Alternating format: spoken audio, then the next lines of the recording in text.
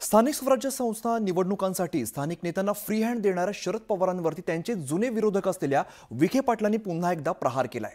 पवारांच्या पक्षाचं अस्तित्व संपत चाललंय म्हणत विखेंनी पवारांच्या राष्ट्रवादीला लक्ष्य केल्याचं बघायला मिळतंय।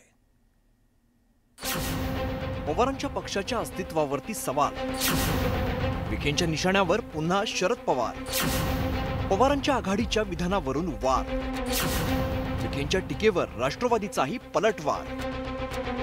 राष्ट्रवादी काँग्रेस पक्ष शरद पवार याच्या वतीने आम्ही निकाल घेतला की त्या तालुक्यात किंवा त्या जिल्ह्यात पक्षाचे जे सरपंच आहेत स्थानिक स्थितीवरून त्यांनी निर्णय घ्यावा हा अधिकार त्यांना। राष्ट्रवादी शरदचंद्र पवार पक्षाचे सर्वेसर्वा शरद पवार यांनी मनपा निवडणुकांसाठी स्थानिक नेत्यांना सर्वाधिकार देत विनाअट युती आणि आघाड्या करण्याची सूट दिली।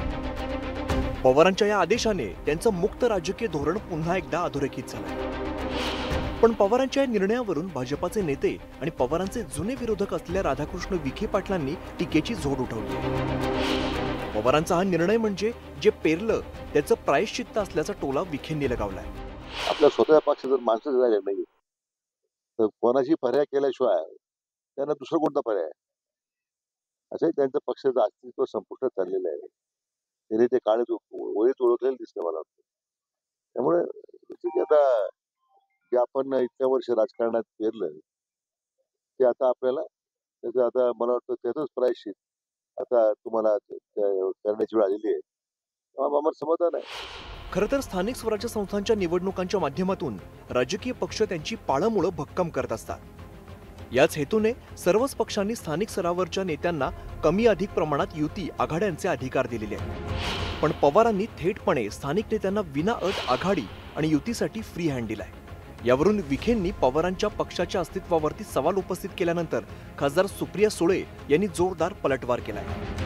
आमचं नाणं खणखणीत असल्यामुळेच आमचं नाव घेऊन सत्ताधारी टीका करत असल्याचा टोला सुप्रिया सुळेंनी लगावलाय।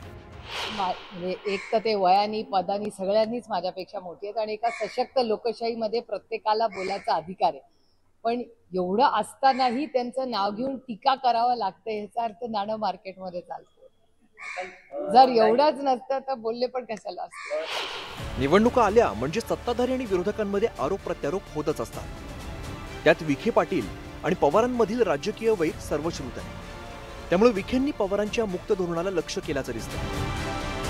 पण सत्ताधारी टीका करत असले तरी पवारांच्या मुक्त राजकीय धोरणानुसार महापालिका निवडणुकीत पवारांची राष्ट्रवादी कोणाकोणासोबत आघाड्या आणि युती करते हे पाहावं लागेल।